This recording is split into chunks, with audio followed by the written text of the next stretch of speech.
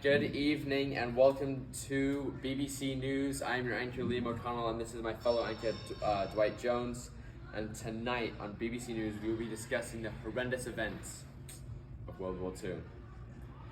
So Dwight, let me start with this question. What led the United States to enter the war in the first place? It's an interesting question, Liam. The United States had a policy of isolation where they avoided getting involved in international conflicts.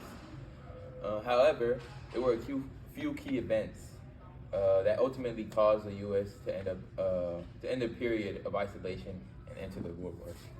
One of these events was the attack of Pearl Harbor by the Emperor of Japan on December 7, 1941. The Japanese launched a surprise military attack on the U.S. naval base at Pearl Harbor in Hawaii.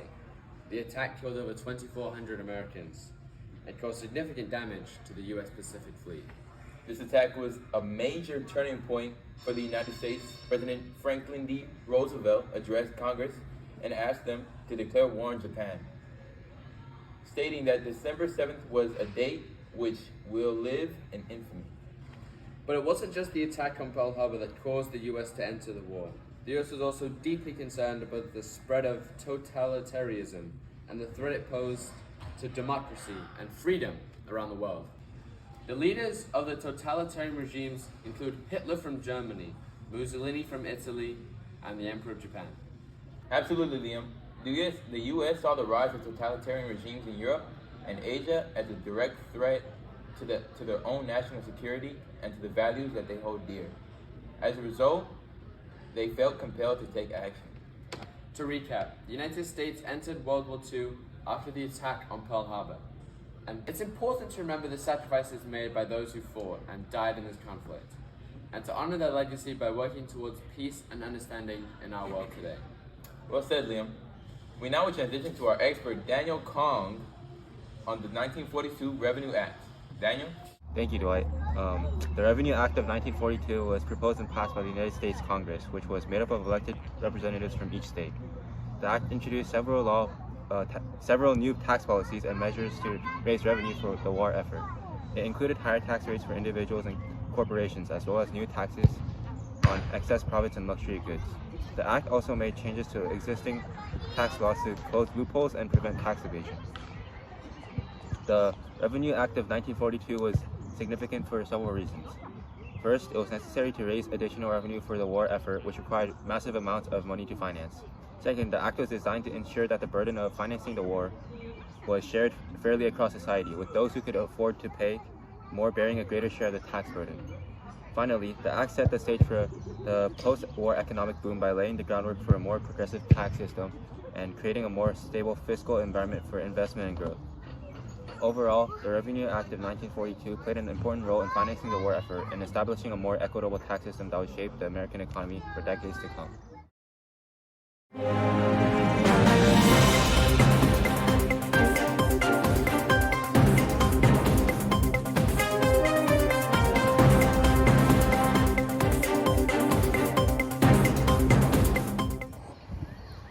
All right, hello everybody.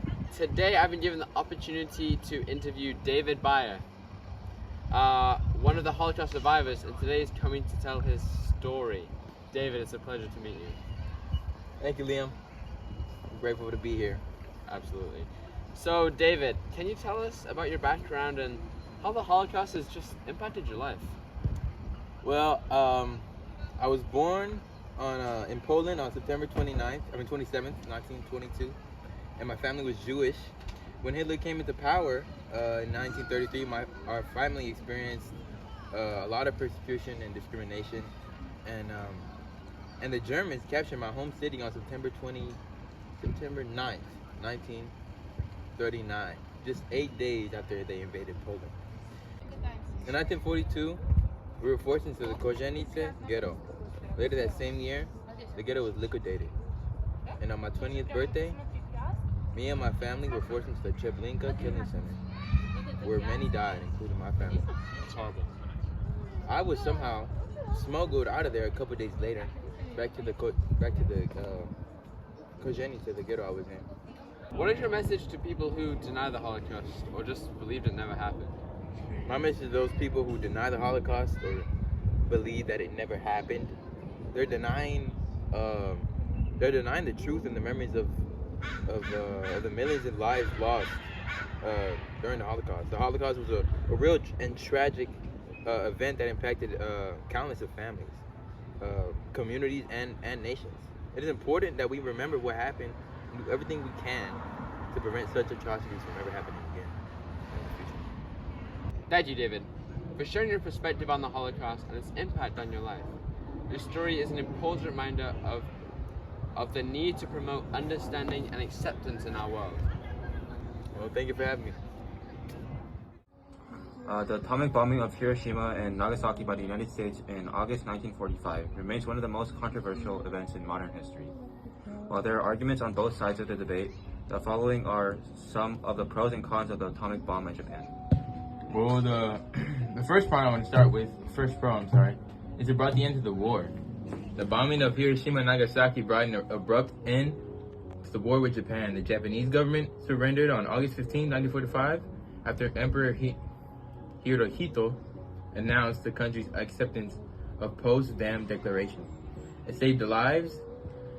I'm sorry. The decision to drop the atomic bomb in Japan was made by U.S. President Harry Truman, who believed that it would save American lives by bringing a quick end to the war. It was estimated that a conventional invasion of Japan would have cost hundreds, if not thousands, of hundreds of lives. It demonstrated the power of nuclear weapons, and we can see that with the atomic bomb that was dropped on Hiroshima and Nagasaki. And they were the first and only use of nuclear weapons in warfare. The destruction caused by the bombs demonstrated the devastating power of these weapons and played a significant role in changing and shaping international relations during the Cold War. The atomic bomb also had many cons. It caused immense human suffering. The atomic bombings of Hiroshima and Nagasaki resulted in the deaths of an estimated 200,000 people, many of whom were civilians. The immediate impact of the bombs were catastrophic, with people suffering from burns, radiation sickness, and other injuries. It also sets a dangerous precedent. The use of nuclear weapons on civilian populations set a dangerous precedent that has haunted international relations for decades. The threat of nuclear war remains a significant concern, and many countries will continue to pursue nuclear weapons. It was also unnecessary. Some historians argue that the use of the atomic bomb was unnecessary, as Japan was already on the brink of surrender. The Soviet Union had also declared war on Japan, which further weakened the country's position. In conclusion, the atomic bombing of Japan was a complex and controversial event with both pros and cons. While it brought an end to the war and saved lives, it also caused immense human suffering and set a dangerous precedent for the use of nuclear weapons. Ultimately, the decision to drop the atomic bomb remains a topic of debate and reflection in modern times. Let's agree to disagree. Hello, everyone. Today I've come to talk about the importance of women during World War II, especially in the workforce. The demand for labor increased as men were drafted to serve in the military. This created a unique opportunity for women to join the workforce in large numbers, working in jobs that were traditionally reserved for men. America would never be the Women worked in a variety of industries, including manufacturing, transportation, and agriculture. They were instrumental in producing essential goods and supplies for the war effort, contributing to the Allied victory. Women proved that they were just as capable as men in the workforce. Despite facing discrimination and sexism, they persevered and earned respect for their hard work and dedication. I felt so important, that I was doing this job. I was building a bomber, and I had to do perfect work. I was a lead man. The iconic Rosie the Riveter poster became a symbol of female empowerment, encouraging women to take on jobs in the workforce and showing that they were capable of doing it. Women's participation in the workforce during World War II marked a significant turning point in history. It challenged traditional gender norms and paved the way for greater opportunities for women in the future. Liam, back to you.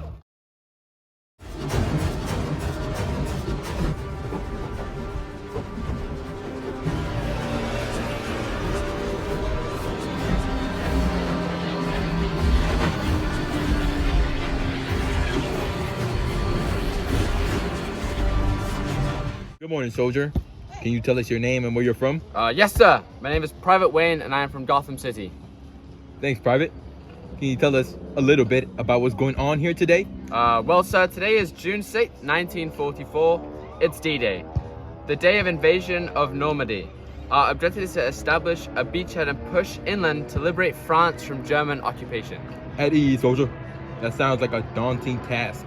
Can you tell us a little bit about the preparations that went into this operation? Oh, absolutely. The preparations for this invasion have been going on for months. We've been training, planning, and rehearsing for every possible scenario. We've also been here bombarding the German defense with aerial and naval attacks to weaken their positions. I see. Can you tell us a little bit about the beach that you're landing on? Absolutely. I'm part of the first wave landing on Omha Beach. It's one of the most heavily fortified beaches in the area, with a lot of obstacles and fortifications to overcome. The Germans have also positioned a lot of machine guns and artillery on the bluffs overlooking the beach. That sounds very dangerous. How are you feeling about this mission?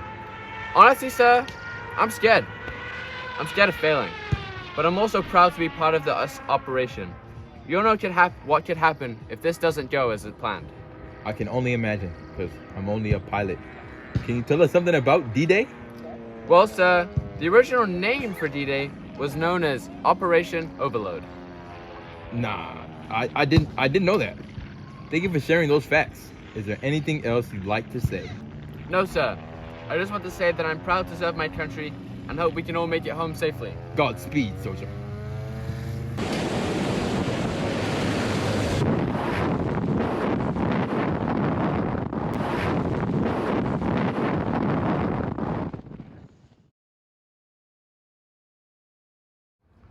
A quick word from our sponsors.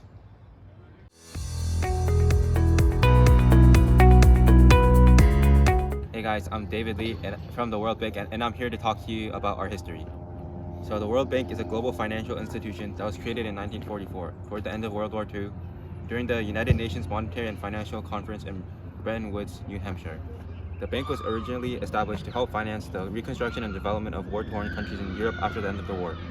During the post-early wars, the World Bank provided loans and technical assistance to countries in Europe, including France and Italy, to help rebuild their economies and infrastructure.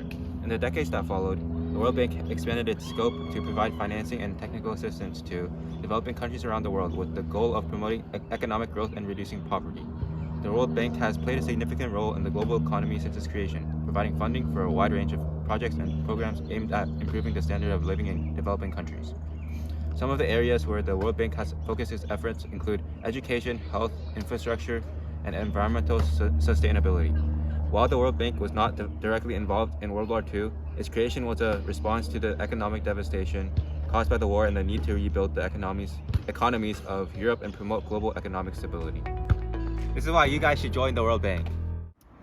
We're now back. We're going to cut to our expert, again, Daniel Kong, to talk about the differences in the United Nations and the League of Nations. Daniel? Thanks again, Dwight. The United Nations and League of Nations were both international organizations created with the goal of promoting peace and cooperation among nations. However, there are several key differences between the two organizations. Firstly, the UN has a longer membership than the League of Nations. The United Nations currently has 193 member states, while the League of Nations has 58 member states at its peak. This means that the United Nations has a wider reach and more diverse membership than the League of Nations. Secondly, the United Nations has more power and resources than the League of Nations. The United Nations has its own military forces, while the United Nations peacekeeping, which can be deployed to maintain peace and security in conflict zones around the world. The United Nations also has a larger budget than the League of Nations, which allows it to fund a wide range of programs and activities. Thirdly, the United Nations has a different structure than the League of Nations. The United Nations has several bodies, including the General Assembly, Security Council, and the International Court of Justice, that each have different roles and responsibilities. In contrast, the League of Nations has only one main body, the Assembly, and a smaller council. Finally, the United Nations has been more successful in achieving its goals than the League of Nations. While the League of Nations failed to prevent the outbreak of World War II and ultimately disbanded in 1946, the United Nations has been able to prevent several major conflicts and has been instrumental in promoting human rights and international development. Overall, while the United Nations and the League of Nations share many similarities, there are also significant differences between the two organizations. Back to Liam and Dwight. Thank you for joining us on our final segment on the origins of the Cold War. I'm joined here by Dwight, and we'll be discussing the key events that led us to this pivotal moment in world history.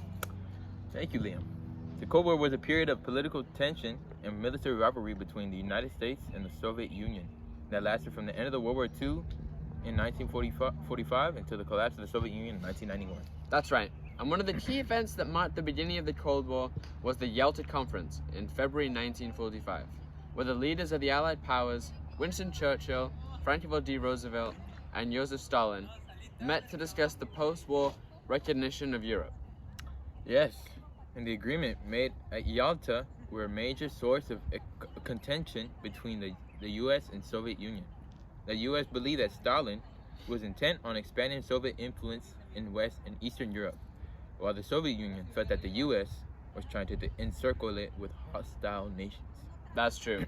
And the U.S. responded to this perceived threat by implementing a policy of containment, which aimed to prevent the spread of communism beyond its existing borders. Well, that's all the time we have for today. Thank you for joining us for this discussion on the origins of the Cold War and who was really to blame. BBC News.